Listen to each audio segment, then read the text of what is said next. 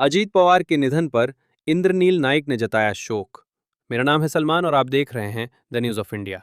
महाराष्ट्र की राजनीति के वरिष्ठ नेता अजीत पवार के निधन पर पुसद विधानसभा के आमदार इंद्रनील नाइक ने गहरा दुख व्यक्त किया है।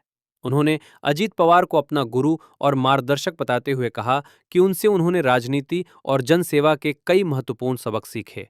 इंद्रनील नाइक ने कहा कि अजीत पवार का नेतृत्व, कार्यशैली और जनता के प्रति समर्पण हमेशा प्रेरणादायी रहेगा।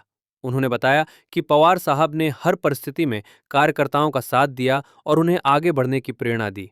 अजीत पवार के निधन से राज्य ने एक अनुभवी और मजबूत नेतृत्व खो दिया है।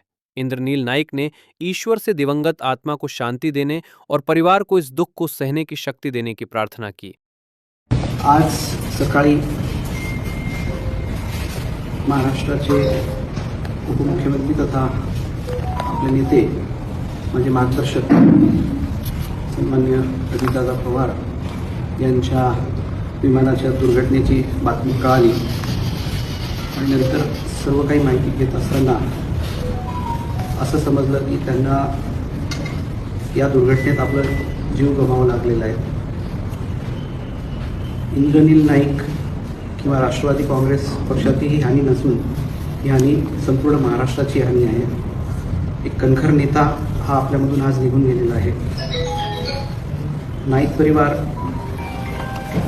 मागच्या काही वर्षापासून राजकारणात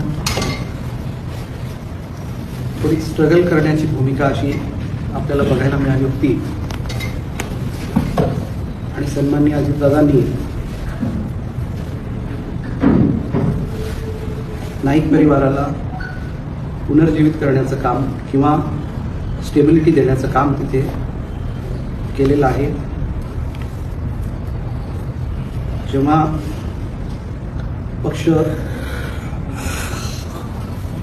2023 मध्ये पक्ष कसं राहील आणि पक्ष कसं फुटेल तेव्हा मला लक्षात आहे की सन्माननीय लोकनेते मनोहरभाऊ आणि मोहिनी यांचा आग्रह होता की दादा आपल्या पाठीशी खंबीरपणे नेहमीच उभे होते आणि आपल्याला दादांच्या पाठीशी उभं राहायला पाहिजे। खरं म्हणजे ही बातमी फार वेदनादायी आहे आणि असं मला प्रोसेस करायला किंवा विचार करायला पण आज काही सुचत नाही आहे। सर्वप्रथम तर आम्ही दादांचं तिथे जाऊन दर्शन घेणार आहे, त्यानंतर राजकीय चर्चा ही आज उचित नाही आहे। सन्मान्य दादा यांचं जाणं हे खरोखरच वेदनादायी आहे आणि आज नाईक परिवारासह, इंद्रनील नाईकसह, राष्ट्रवादी काँग्रेससह पूर्ण महाराष्ट्र पोरका झाला असं मला वाटते।